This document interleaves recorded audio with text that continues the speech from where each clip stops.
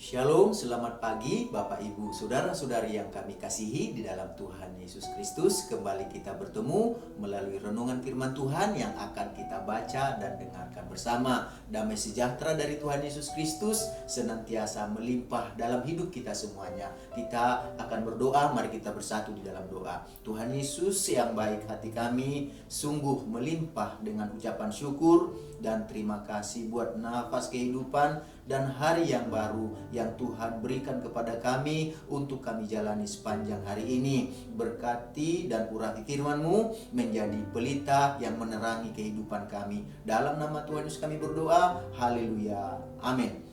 Renungan firman Tuhan yang akan kita baca dan dengarkan bersama hari ini tertulis dalam Matius pasal yang ke-9 ayat pertama sampai dengan ke-8. Demikian bunyi firman Tuhan. Sesudah itu naiklah Yesus ke dalam perahu lalu menyeberang. Kemudian sampailah ia ke kotanya sendiri. Maka dibawa oranglah kepadanya seorang lumpuh yang terbaring di tempat tidurnya.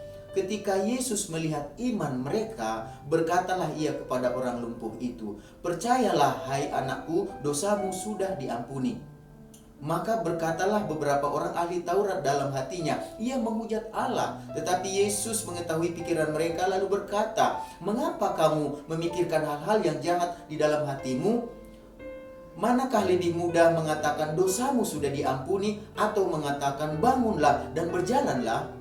Tetapi supaya kamu tahu bahwa di dunia ini anak manusia berkuasa mengampuni dosa." Lalu berkatalah ia kepada orang lumpuh itu, "Bangunlah, angkatlah tempat tidurmu dan pulanglah ke rumahmu." Dan orang itu pun bangun lalu pulang. Maka orang banyak yang melihat hal itu takut lalu memuliakan Allah yang telah memberikan kuasa sedemikian itu kepada manusia. Dari ayat-ayat yang kita baca dan dengarkan hari ini, kita akan berbicara tentang Tuhan Yesus melihat iman. Tuhan Yesus melihat iman berarti Tuhan Yesus memperhatikan apakah kita percaya kepadanya. Jadi itu yang diperhatikan Yesus dari setiap kita yang datang kepadanya. Dia lihat kita bukan masalah atau persoalan kita, tapi dia lihat apakah kita punya iman, apakah kita punya keyakinan kepadanya. Dari ayat-ayat yang kita baca dan dengarkan hari ini menceritakan kepada kita bahwa ada orang yang membawa seorang yang lumpuh kepada Tuhan Yesus. Jadi orang yang sakit lumpuh adalah orang yang lemah dan tidak bertenaga. Jadi beberapa anggota badannya tidak berfungsi dan tidak dapat bergerak lagi sebagaimana mestinya. Seperti yang terjadi pada tangan atau kakinya tidak dapat bergerak lagi karena dia lumpuh.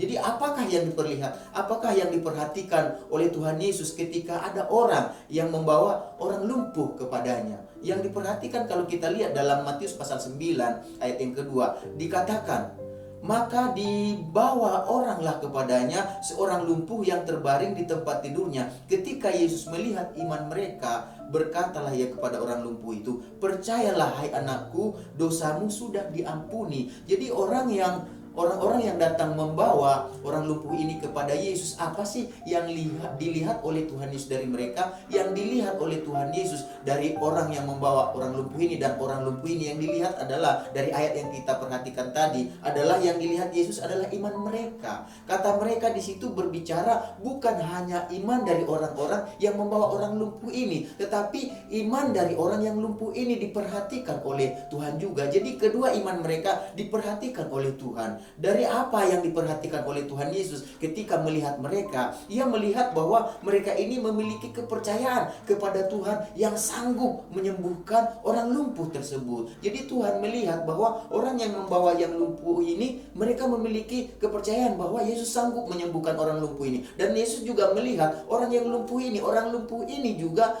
dilihat oleh Yesus, dia pun percaya bahwa Yesus sanggup menyembuhkannya. Jadi kedua iman dari orang yang membawa dan orang lumpuh ini diperhatikan, dilihat oleh Tuhan. Jadi kalau kita perhatikan, ketika dia lihat ada iman di antara mereka berdua, yang membawa dan yang dibawa pada saat itu, lalu Yesus berkata demikian dalam Matius pasal 9 ayat 6 sampai 8. Lalu berkatalah ia kepada orang lumpuh itu, "Bangunlah, angkatlah tempat tidurmu dan pulanglah ke rumahmu." dan orang itu pun bangun lalu pulang. Maka orang banyak yang melihat hal itu takut lalu memuliakan Allah yang telah memberikan kuasa sedemikian itu kepada manusia. Jadi kesatuan iman dari orang yang membawa dan orang yang lumpuh ini itu penting. Mereka sama-sama percaya bahwa Tuhan Yesus sanggup untuk menyembuhkan mereka, bahwa ketika Tuhan Yesus melihat itu, itulah yang membuat kuasa Yesus bekerja. Itulah yang membuat kuasa Yesus terjadi atas mereka, atas yang lumpuh ini. Jadi Tuhan lihat bahwa iman dari orang yang membawa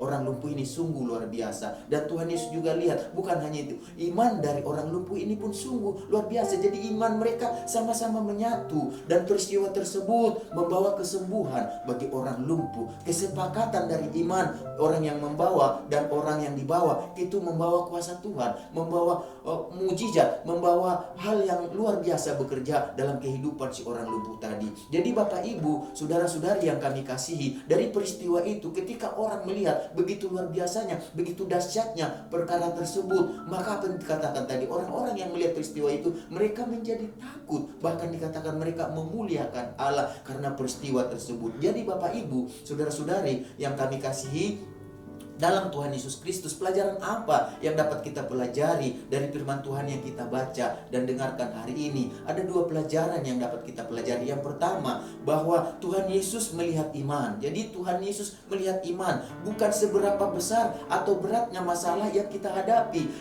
yang ada di dalam kehidupan kita, yang kita gumuli, yang kita persoalkan, bukan masalah banyaknya atau beratnya masalah pergumulan persoalan tersebut, tetapi waktu kita datang kepada Tuhan, yang dilihat Tuhan, kita punya iman enggak? Kita punya keyakinan enggak? Kita punya kepercayaan enggak bahwa Tuhan sanggup untuk menolong kita, sanggup untuk membebaskan kita, sanggup untuk membangunkan kita, sanggup untuk menyembuhkan kita? Karena bagi Tuhan Yesus tidak ada masalah yang tidak dapat diatasinya.